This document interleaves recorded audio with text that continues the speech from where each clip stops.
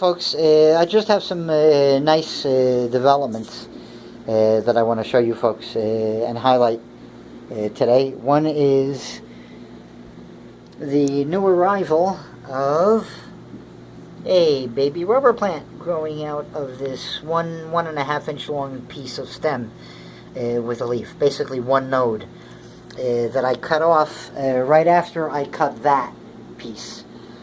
When I did the just a simple stem cut on the rubber plant shortly after I got it. In addition to doing the air layering the side branch, before that side branch, that's the side branch. But before that side branch, I cut that off of the tree. It was much smaller, of course. And then after I cut that, I cut a small piece and did that. And that is now, that's just algae and imidacloprid hook. Don't mind that. But look at that baby offshoot right there. So this will be getting potted up in the near future, probably within the month. I do think I have some some flower spikes. I keep saying that, I don't know why. I have some flower spikes getting ready to show on this piebald coleus. 1, 2, and 3. We'll see in the upcoming days if I'm correct. Again, the silver sword flower spike is progressing really nicely. I got I moved the painted lady base plant to the factory room with all the other base plants. And I moved the rubber plant to its spot, and then I slid that gave me the ability to slide the Scindapsus moonlight back a little bit and improve the look of the ring of the begindas by letting them also get stretched out and spread out a little bit more and give them some space to grow and develop and blend into each other. Some nice changes here. The excuse me, the Black Dragon coleus. The top piece is still looking the bottom piece is not doing much. This side stem right here appears to be bolting a little bit. I would like the others to do so as well. I'm going to have to turn that plant every few days to keep it even.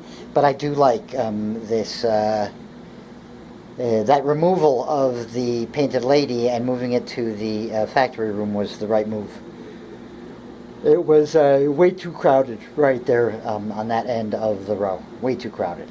And things do look now balanced out. The Scindapsus balances out with the Gloriosum, and then you have the Aglionema, the Black Dragons, and then the Golden Crocodile. And I think it worked out perfectly. That Bipenifolium aureum is also going to be getting dropped and lowered much closer to the floor to fill in with that yellow. So yeah, the painted lady had to go anyway. But it gave me that, it gave me that, and it gave me that, plus what it is as a base plant. So yeah, I'm no worries there. I got plenty here on the wall. And now I've got enough in the factory room as a security measure, backup. Never neglect and never diss the backup. It's very important. It also allows you to take some chances and do things that you might think are dangerous because you have the spare. So you're willing to try a propagation technique that you don't know if it'll be successful, and that's really best way to learn, trial by fire. I'm telling you folks, take it from this 62-year-old, and not that I'm the oldest they get, I'm certainly not the wisest they get, but trial by fire and the school of hard knocks are the best teachers in the universe. That's all I'm going to say. But the painted ladies are all doing well. The Bipenifoliums are all doing well. I want to show you that Bipenifolium, and before my lights go out completely, I want to show you how this Alocasia cuprea is tucking that leaf and folding it between these two leaves to drop it down to then reopen. Isn't that whack? Look at that.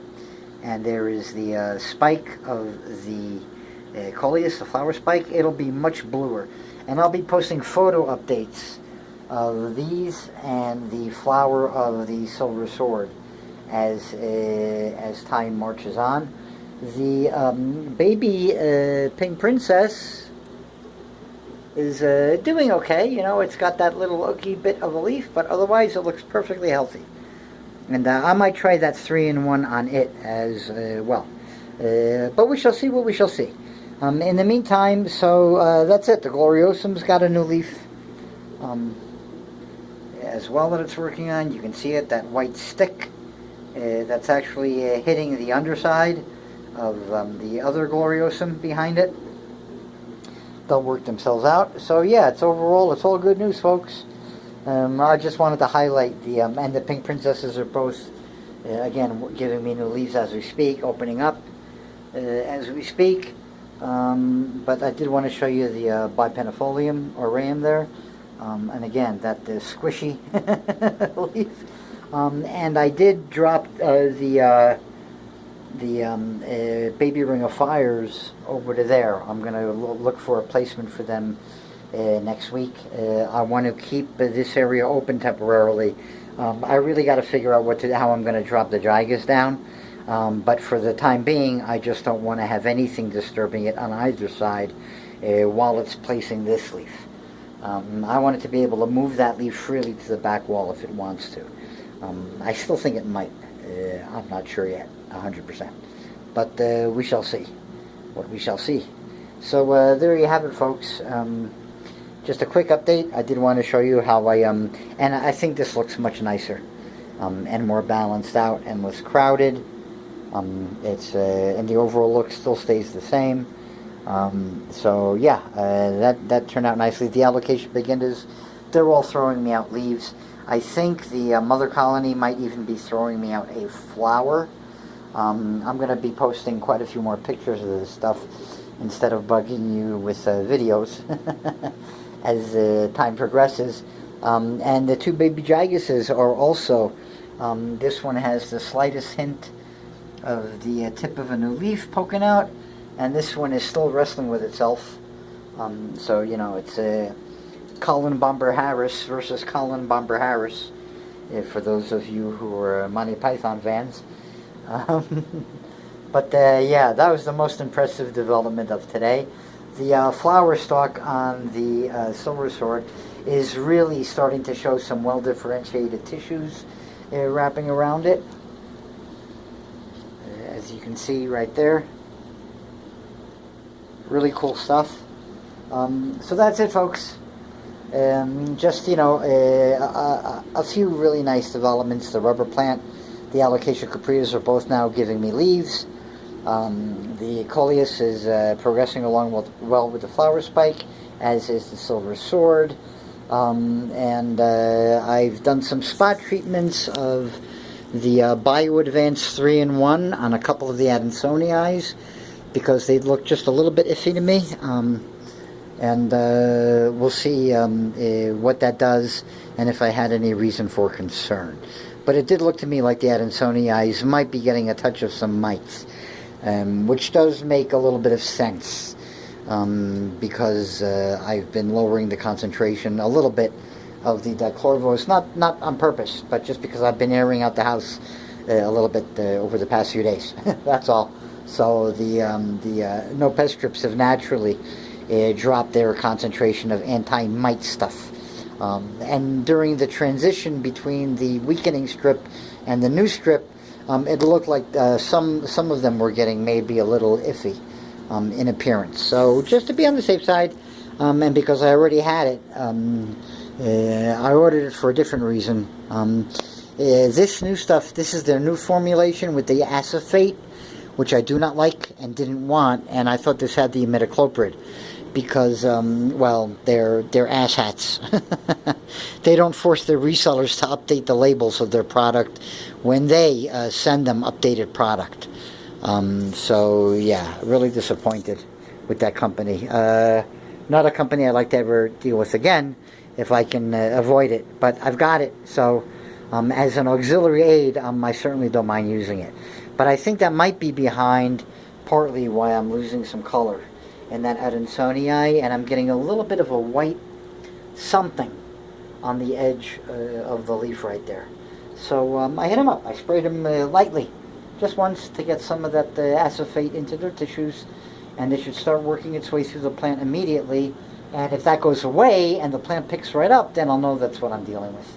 And I'll know what I need to do. I might just add another no pest strip to keep the concentration in this room up there before it dissipates and gets diluted by the house, so to speak. So there you go, folks. Everything else is chugging along, no problem. I'm really procrastinating, but yeah, I did clear off the work table to start making poles, which I'll probably do tomorrow. There you have it. Okay, and just to recap, I'm going to focus right on that Alocasia cuprea red secret. I think that is the coolest thing. You might already be able to tell how quickly it's dropping down from the way it looked when I first started showing it on this clip. Okay, have fun, folks.